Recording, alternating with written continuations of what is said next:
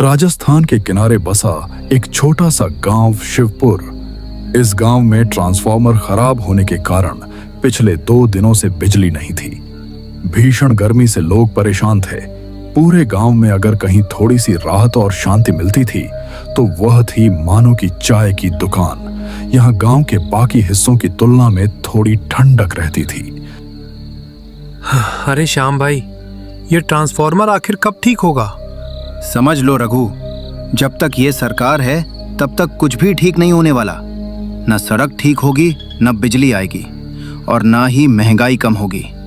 वैसे आज काका नहीं आए, वो तो रोज इसी समय यहाँ आ जाते हैं। तभी काका धीरे धीरे चलते हुए वहां पहुंचे और आकर बेंच पर बैठ गए। काका का चेहरा बेहद गंभीर दिखाई दे रहा था, मानो वे किसी गहरी सोच में डूब गए हों। उनकी आंखों में डर साफ झलक रहा था और चेहरे पर चिंता की लकीरें उभर आई थीं। अरे काका, आज इतनी देर कैसे हो गई? अरे क्या बताऊं बेटा, इस भीषण गर्मी के कारण मेरा पेट खराब हो गया था। आज शाम जब मैं खेतों की तरफ शौच के लिए गया था, तभी उस पुराने घर की तरफ से फिर वही आवाजें सुनाई देने लगी। क्या कह रहे हो काका? सच में? हाँ बेटा, बिल्कुल सच। आज से 30 साल पहले उस पुराने घर में मेरे साथ जो हुआ था, उसे याद करके आज भी मेरी रूह कांप उठती है। क्या हुआ था काका? हमें भी बताइए ना। वैसे भी गांव में बिजली नहीं है, घर जाकर भी क्या करेंगे? आज आपकी कहानी ही सुन लेते हैं। अगर तुम लोगों में सच सुनने की हिम्मत है तो आज मैं तुम्हें उस पुराने घर का ऐसा राज बताऊंगा जिसे सुनकर शायद आज रात तुम में से कोई भी अकेले बाहर निकलने की हिम्मत नहीं करेगा। ये बात आज से लगभग 30 साल पुरानी है। उस समय मैं जवान था। शहर में करीब 10 साल तक पढ़ाई करने के बाद अपने गांव लौट रहा था। लंबे सफ़र के कारण मैं पूरी तरह थक चुका था। शरीर में बिल्कुल भी ताकत नहीं बची थी और मन बस यही चाहता था कि किसी तरह जल्दी से घर पहुंचकर थोड़ा आराम करूं। हे भगवान, ये ट्रेन कब तक शिवपुर स्टेशन पहुंचेगी? बहुत रात हो गई है, पता नहीं अब कोई ऑटो मिलेगा भी या नहीं। कुछ ही मिनटों बाद ट्रेन धीरे धीरे अपनी रफ्तार कम करने लगी। ब्रेकों की आवाज के साथ ट्रेन एक छोटे से सुनसान स्टेशन पर आकर रुक गई। शिवपुर स्टेशन। राहुल ने अपना बैग उठाया और ट्रेन से नीचे उतर गया। जैसे ही उसके पैर प्लेटफॉर्म पर पड़े, उसे एक अजीब सा सन्नाटा महसूस हुआ। रात के लगभग 11 बजे चुके थे। स्टेशन लगभग खाली था। पूरे प्लेटफॉर्म पर सन्नाटा पसरा हुआ था। स्टेशन के एक कोने में कुछ आवारा कुत्ते गोल होकर सो रहे थे। बचपन में जब राहुल यहाँ अपने दादाजी के घर आता था, तब यह स्टेशन लोगों की भीड़, चाय की दुकानों की आवाजों और यात्रियों की चहल पहल से हमेशा गुलजार रहता था। प्लेटफॉर्म पर हर समय रौनक बनी रहती थी, लेकिन आज का नजारा बिल्कुल अलग था। समय के साथ मानो इस स्टेशन की सारी चमक कहीं खो गई थी। पूरे स्टेशन पर अजीब सी खामोशी पसरी हुई थी। प्लेटफॉर्म पर लगी कुछ पुरानी लाइटें टिमटिमा रही थीं और उनकी पीली रोशनी सुनसान माहौल को और भी डरावना बना रही थी। क्या मैं किसी गलत स्टेशन पर उतर गया हूँ? शायद बहुत दिनों से इस स्टेशन की देखरेख नहीं हुई, इसलिए इसकी ऐसी जर्जर हालत है। उसने प्लेटफॉर्म पर लगे पुराने नाम पट्ट की ओर देखा। धुंधली रोशनी में उस पर बड़े अक्षरों में शिवपुर स्टेशन लिखा हुआ था। नाम देखकर राहुल को थोड़ी तसल्ली हुई कि वह सही जगह पर ही उतरा है। सूखे मन से वह स्टेशन से बाहर आया, लेकिन बाहर आकर भी उसकी घबराहट कम नहीं हुई। वैन रिक्शा तो दूर की बात, आसपास किसी इंसान का नामो निशान नहीं था। सिर्फ हल्की हवा चल रही थी और सूखे पत्तों के सरसराने आवाज सुनाई दे रही थी। इस रास्ते पर अब कोई गाड़ी मिलेगी ऐसा तो नहीं लगता। पैदल चलने के अलावा अब कोई उपाय नहीं है। आसमान में काले बादल घिराए थे। ऐसा लग रहा था मानो किसी भी क्षण मूसलाधार बारिश शुरू हो जाएगी। वह आगे बढ़ने ही वाला था कि अचानक उसकी नजर सड़क के एक कोने पर पड़ी। वहां कोई खड़ा था। पहले तो राहुल को लगा कि शायद यह उसकी आंखों का भ्रम है, रात का घना अंधेरा, सुनसान माहौल और मन में बढ़ता डर उसे ऐसी चीजें दिखा रहा होगा जो वास्तव में वहां नहीं है। लेकिन जब उसने ध्यान से देखा तो उसके शरीर में सिहरन दौड़ गई। वहां सचमुच एक बूढ़ा आदमी खड़ा था। उसके दुबले पतले शरीर की हड्डियां साफ दिखाई दे रही थीं। राहुल को उसे देखकर एक अजीब सी बेचैनी महसूस हुई। बूढ़े के चेहरे पर कोई भाव नहीं था, फिर भी उसकी निगाहें सीधे राहुल पर टिकी हुई लग रही थीं। ऐसा लग रहा था मानो वह राहुल को पहले से जानता हो। राहुल को यह देखकर और भी अजीब लगा कि इतनी ठंडी रात में जब उसे खुद हल्की सिहरन महसूस हो रही थी, वह बूढ़ा बिना कपड़ों के बिल्कुल सामान्य खड़ा था। उसने हिचकिचाते हुए पूछा, बाबा, आप यहाँ इस सुनसान रास्ते पर क्या कर रहे हैं? इंतजार। किसका इंतजार? जो इस रास्ते से गुजरते हैं उनका। आप यही रहते हैं क्या? रहता था, या शायद अभी भी रहता हूं। अब तो मुझे खुद याद नहीं। क्या मतलब? कोई इंसान अपना घर कैसे भूल सकता है? जब बहुत समय बीत जाए तो घर और रास्ते दोनों अजनबी लगने लगते हैं बेटा। मुझे शिवपुर गांव जाना है। क्या आप रास्ता जानते हैं? जानता हूँ, बहुत अच्छी तरह जानता हूँ। लेकिन शिवपुर यहाँ से 5 किलोमीटर दूर है। कैसे जाओगे? बाबा, मैं पैदल चला जाऊंगा। बस आप मुझे रास्ता बता दीजिए। रास्ता तो बता दूंगा, लेकिन क्या तुम वहाँ पहुँच भी पाओगे? आप बार बार ऐसी बातें क्यों कर रहे हैं? क्योंकि कुछ मंजिलें हर मुसाफिर को स्वीकार नहीं करती। आपकी बातें मेरी समझ में नहीं आ रही हैं। बस मुझे रास्ता बता दीजिए। नहीं बाबा, आप बस मुझे रास्ता बता दीजिए, मैं खुद चला जाऊंगा। रास्ता बताने और रास्ता दिखाने में फर्क होता है बेटा। फर्क? हाँ, इस रास्ते पर कई मोड़ हैं। कुछ सही जगह ले जाते हैं और कुछ ऐसी जगह जहाँ से लोग लौट कर नहीं आते। आपकी बातें मेरे समझ से बाहर हैं। ठीक है, चलो। राहुल आखिरकार मान गया और उस बूढ़े के पीछे पीछे चलने लगा। रात के 12 बज चुके थे। चारों तरफ घना अंधेरा फैला हुआ था। सड़क पूरी तरह सुनसान थी। दूर दूर तक किसी इंसान की कोई आहट नहीं थी। बस कभी कभी आसमान में बिजली कड़कती और उसकी गर्जना पूरे इलाके में गूंज उठती। दोनों चुपचाप आगे बढ़ते रहे। कुछ समय चलने के बाद अचानक आसमान में तेज बिजली चमकी और अगले ही पल मूसलाधार बारिश शुरू हो गई। अरे, ये बारिश को भी अभी होना था। कैसे पहुंचूंगा घर? भूख के मारे बुरा हाल हो गया है। चिंता मत करो बेटा, यहीं पास में मेरा घर है। चलो, पहले कुछ खा पी लो और थोड़ा आराम कर लो। जब बारिश थम जाएगी तब अपने दादाजी के घर चले जाना। आपका घर? लेकिन कुछ देर पहले तो आप कह रहे थे कि आपको याद नहीं कि आपका घर कहाँ है। असल में बेटा, अब उम्र बहुत हो गई है। याददाश्त पहले जैसी नहीं रही। कभी कभी पुरानी बातें भूल जाता हूँ। ठीक है बाबा, अगर आपका घर पास में है तो कुछ देर रुक जाना ही बेहतर होगा। राहुल को उसकी बात कुछ अजीब लगी, लेकिन तेज बारिश, भूख और थकान के कारण राहुल ने इस बात पर ज्यादा ध्यान नहीं दिया। करीब 15 मिनट तक लगातार बारिश में चलने के बाद राहुल को दूर एक छोटा सा घर दिखाई दिया। बिजली की चमक में उसकी आकृति कभी साफ दिखती तो कभी अंधेरे में गायब हो जाती। जैसे जैसे वे उसके करीब पहुंचे, राहुल को वह घर और भी अजीब लगने लगा। वह पुराने जमाने का मिट्टी और ईंटों से बना मकान था। उसकी दीवारों पर जगह जगह दरारें पड़ी थीं और सबसे विचित्र बात यह थी कि घर के आसपास कोई और मकान नहीं था। चारों तरफ घने पेड़ और झाड़ियां थीं। ऐसा लग रहा था जैसे यह घर दुनिया से कटा हुआ किसी भूली बिसरी जगह पर खड़ा हो। बाबा, आप यहाँ अकेले रहते हैं? अंदर चलो बेटा, सब पता चल जाएगा। बारिश अब भी जोरों से हो रही थी। बूढ़े ने लकड़ी का पुराना दरवाजा खोला और दोनों घर के अंदर चले गए। घर का अंदरूनी मंजर देखकर राहुल को अजीब सा महसूस हुआ। कमरा बड़ा था, लेकिन उसमें ज्यादा सामान नहीं था। एक कोने में पुरानी लालटेन जल रही थी, जिसकी पीली रोशनी दीवारों पर डगमगाती परछाइयां बना रही थी।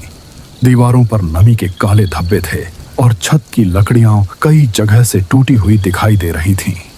लेकिन राहुल का ध्यान अचानक कमरे के बीचों बीच बैठी एक लड़की पर जाकर टिक गया। वह लगभग 19 साल की लग रही थी। उसने साधारण से पुराने कपड़े पहन रखे थे। उसके लंबे काले बाल कंधों पर बिखरे हुए थे। उसका चेहरा बेहद आकर्षक था और उसकी उपस्थिति पूरे कमरे में अलग ही महसूस हो रही थी। राहुल कुछ पल के लिए उसे देखता रह गया। बाबा, ये कौन है?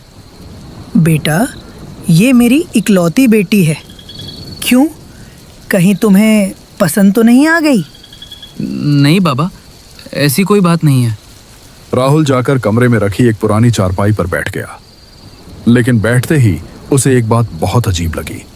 वह लड़की लगातार उसी की ओर देखे जा रही थी, बिना पलक झपकाए, बिना किसी भाव के, बस एकटक। राहुल ने नजरें हटाईं, फिर कुछ क्षण बाद दोबारा उसकी ओर देखा। वह अब भी उसी तरह उसे घूर रही थी। कमरे में एक अजीब सी खामोशी फैल गई। बारिश की आवाज, छत से टपकती पानी की बूंदें और लालटेन की धीमी लौ, बस यही आवाजें सुनाई दे रही थीं। राहुल को बेचैनी होने लगी। बेटी, जा, मेहमान के लिए खाना लगा दे। लड़की ने बिना कुछ कहे सिर हिलाया और रसोई की ओर चली गई। कुछ देर बाद वह एक थाली में खाना लेकर लौटी और राहुल के सामने रख दिया। लो बेटा, खाना खा लो, फिर थोड़ा आराम कर लेना। बारिश थम जाए तो अपने दादाजी के घर चले जाना। राहुल को सचमुच बहुत भूख लगी थी। उसने जल्दी जल्दी खाना खाया। सफर की थकान, बारिश और रात भर की बेचैनी ने उसके शरीर को पूरी तरह थका दिया था। खाना खाने के बाद वह कमरे में रखी पुरानी खाट पर लेट गया। उसे पता ही नहीं चला कि कब उसकी आंख लग गई। रात के लगभग 2 बज चुके थे। बारिश अब पहले से काफी कम हो गई थी। बाहर कहीं कहीं से पानी टपकने की आवाज आ रही थी। तभी अचानक किसी औरत के रोने की आवाज सुनाई दी। आवाज इतनी साफ और दर्द भरी थी कि राहुल की नींद तुरंत खुल गई। वह झटके से उठकर बैठ गया। रोने की आवाज फिर सुनाई दी। ऐसा लग रहा था जैसे कोई औरत घर के बाहर खड़ी होकर फूट फूट कर रो रही हो। इतनी रात को कौन रो रहा है? बाबा, ओ बाबा, कुछ हुआ है क्या? कोई रो रहा है? लेकिन कोई जवाब नहीं आया। राहुल ने पूरे कमरे में नजर दौड़ाई। वहां न तो बूढ़ा आदमी था और न ही उसकी बेटी। कमरा पूरी तरह खाली था। ये दोनों कहाँ चले गए? उसके दिल की धड़कन तेज हो गई। वह धीरे धीरे दरवाजे की ओर बढ़ा और बाहर निकल आया। बाहर घना अंधेरा था। चारों तरफ सन्नाटा पसरा हुआ था। न बूढ़ा दिखाई दे रहा था, न उसकी बेटी। तभी फिर वहीं रोने की आवाज गूंजी। इस बार वह पहले से कहीं ज्यादा पास लग रही थी। राहुल के शरीर में डर की एक ठंडी लहर दौड़ गई। उसने एक पल भी वहां रुकना उचित नहीं समझा। वह तुरंत कमरे के अंदर भागा, अपना बैग उठाया और घर से बाहर निकलकर गांव की दिशा में दौड़ने लगा। पीछे से हवा के साथ अजीब अजीब आवाजें सुनाई देने लगी। बेटा, हमें यहाँ छोड़कर मत जाओ, रुक जाओ। हमें यहाँ छोड़कर मत जाओ, रुक जाओ। आवाज कभी बूढ़े की लगती तो कभी उस लड़की की। लेकिन राहुल ने पीछे मुड़कर नहीं देखा। राहुल पूरी ताकत से भागता रहा। कीचड़ में उसके पैर फिसल रहे थे, सांसें तेज हो चुकी थीं, लेकिन वह रुका नहीं। करीब आधे घंटे तक लगातार दौड़ने के बाद उसे दूर कुछ रोशनियां दिखाई दी। उसका दिल उम्मीद से भर उठा। वह शिवपुर गांव था। गांव के घरों में जलती लालटेनों और बल्बों की रोशनी अंधेरे को चीरती हुई दिखाई दे रही थी। राहुल और तेज दौड़ा। कुछ ही देर में वह अपने दादाजी के घर के सामने पहुंच गया। वह बुरी तरह हाँफ रहा था। उसका सीना तेजी से उठ गिर रहा था और दिल अभी भी जोर जोर से धड़क रहा था। कांपते हाथों से उसने दरवाजा खटखटाया। कौन है इतनी रात को? दादाजी, मैं राहुल हूँ। दरवाजा खुलते ही दादाजी ने राहुल को देखा। उसके कपड़े भीगे हुए थे, चेहरा पीला पड़ चुका था और वह बुरी तरह हाँफ रहा था। अरे बेटा, तू इतनी रात को क्या हुआ? तेरी ये हालत कैसे हो गई? दादाजी, वो बूढ़ा आदमी और वो लड़की। चल पहले घर के अंदर आ जा, आराम से बैठ, फिर बता क्या हुआ है। दोनों घर के अंदर चले गए।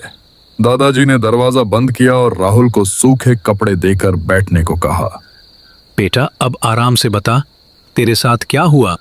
राहुल ने गहरी सांस ली और स्टेशन पर उतरने से लेकर उस बूढ़े आदमी, उसकी बेटी, पुराने घर, रात में सुनाई देने वाली रोने की आवाज और वहां से भागकर आने तक की पूरी घटना एक एक करके दादाजी को सुना दी।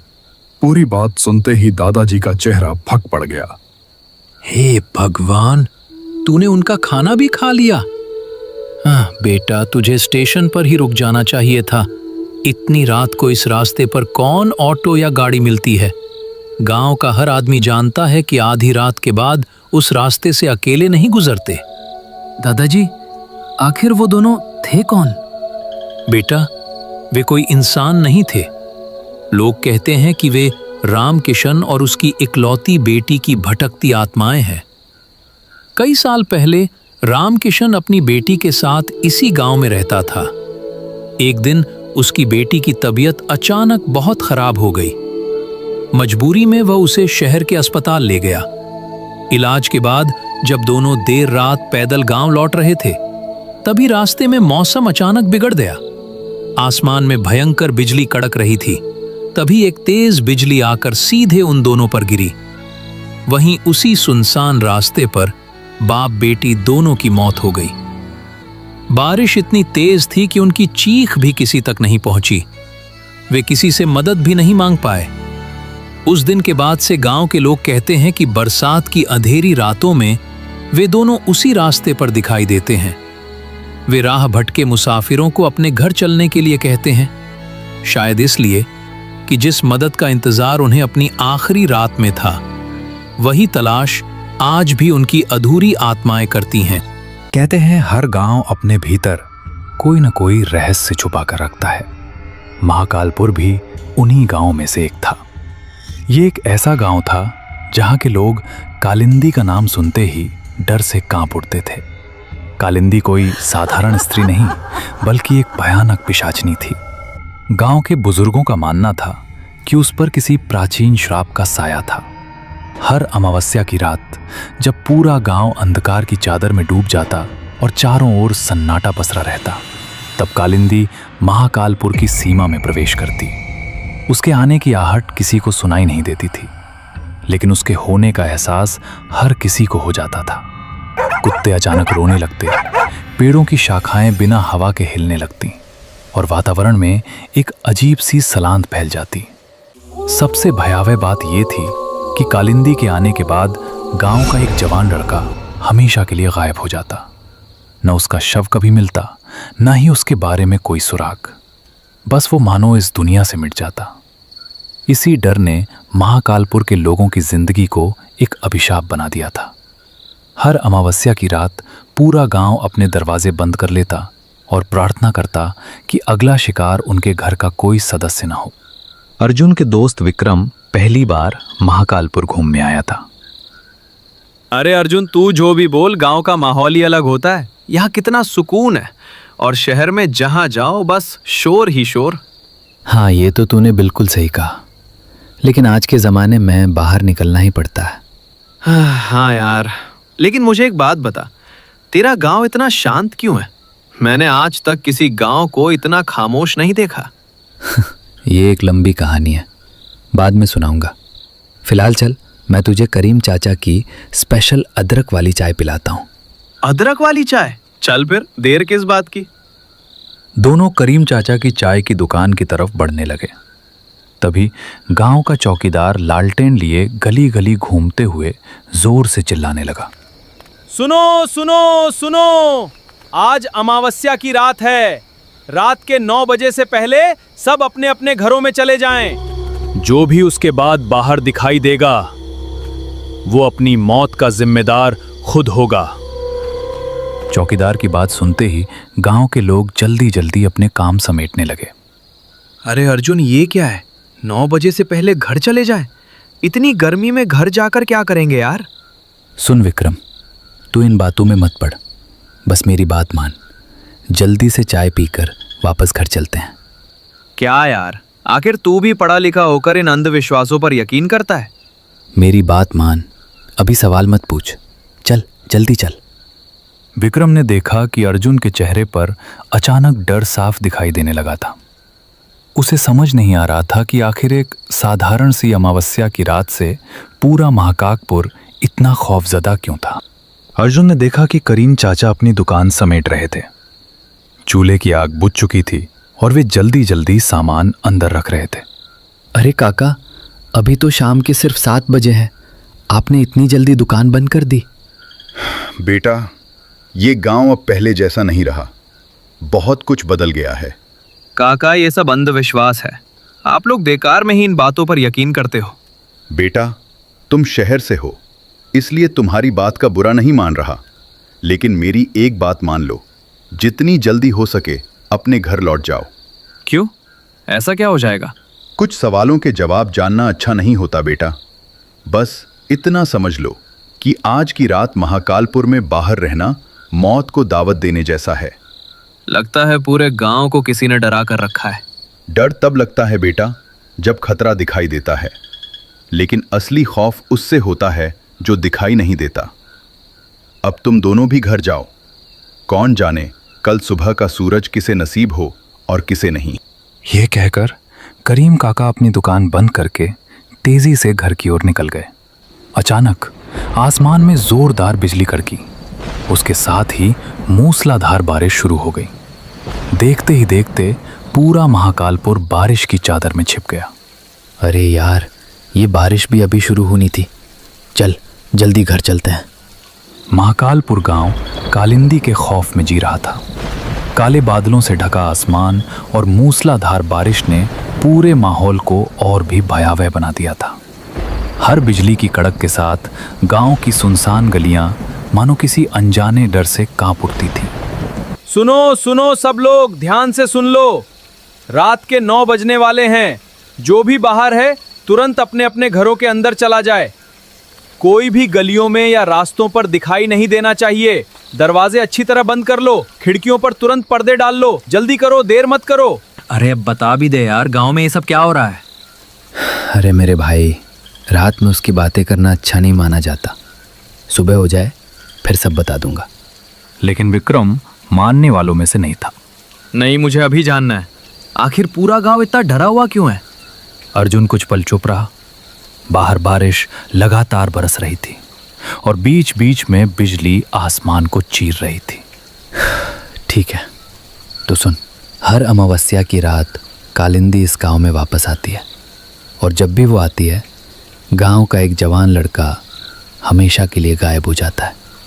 कालिंदी? ये कौन है? कालिंदी एक गर्भवती औरत थी। कई साल पहले उसकी शादी होकर हमारे गांव में आई थी। शुरू में सब ठीक था, लेकिन उसका पति बहुत शराब पीता था। रोज़ रात को नशे में घर आता और कालिंदी को बेरहमी से मारता था। एक अमावस्या की रात उसका पति बुरी तरह नशे में घर लौटा।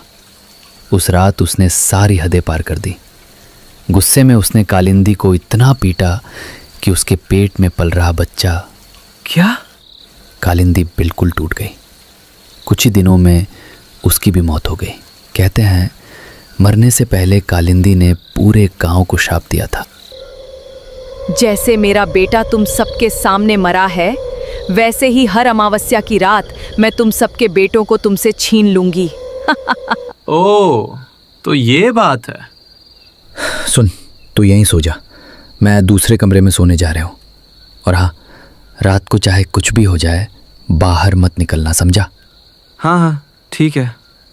इतना कहकर अर्जुन वहां से चला गया। लेकिन विक्रम को शहर की आदत थी। इतनी जल्दी और इतनी खामोशी में उसे नींद नहीं आ रही थी। वो बिस्तर पर लेटा करवटें बदलता रहा। जैसे तैसे उसने आंख बंद की और सोने की कोशिश करने लगा। धीरे धीरे समय बीतता गया। रात के 11 बज चुके थे।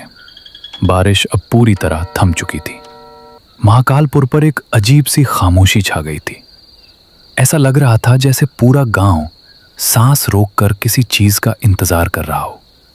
चारों तरफ इतना सन्नाटा था कि अगर कहीं कोई पत्ता भी गिर जाए तो उसकी आवाज साफ सुनाई दे सकती थी। तभी किसी के रोने की आवाज सुनाई दी। विक्रम की आंख अचानक खुल गई। अरे, इतनी रात को कौन रो रहा है? एक बार बाहर जाकर देख लूं क्या? नहीं नहीं, मुझे नहीं जाना चाहिए। विक्रम के मन में हां और ना की लड़ाई शुरू हो गई। एक तरफ जिज्ञासा थी, दूसरी तरफ डर। आखिरकार जिज्ञासा जीत गई। विक्रम धीरे धीरे बिस्तर से उठा और दबे पांव दरवाजे तक पहुंचा। दरवाजा धीरे से खुला। बाहर ठंडी हवा चल रही थी। तभी उसकी नजर घर से कुछ दूर खड़े एक पुराने बरगद के पेड़ पर पड़ी। पेड़ के नीचे कोई बैठा हुआ था, एक औरत। लंबे काले बाल उसके चेहरे को ढके हुए थे। वो जमीन पर सिर झुकाए बैठी थी और लगातार रो रही थी। अरे, कौन है वहां? औरत ने कोई जवाब नहीं दिया, वो बस रोती रही। विक्रम थोड़ा और आगे बढ़ा। सुनिए, आप ठीक हैं? औरत धीरे धीरे उसकी ओर पलटी।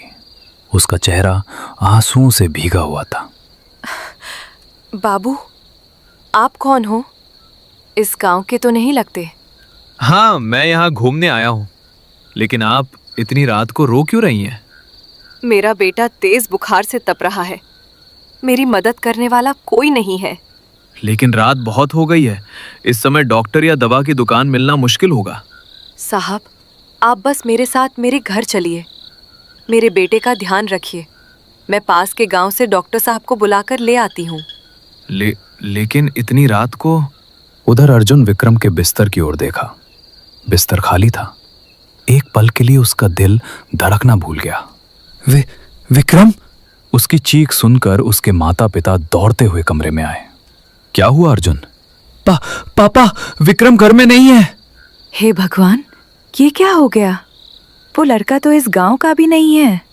कहीं वो बाहर तो नहीं चला गया? अर्जुन का चेहरा सफेद पड़ चुका था। उसे तुरंत समझ आ गया था कि क्या हुआ होगा।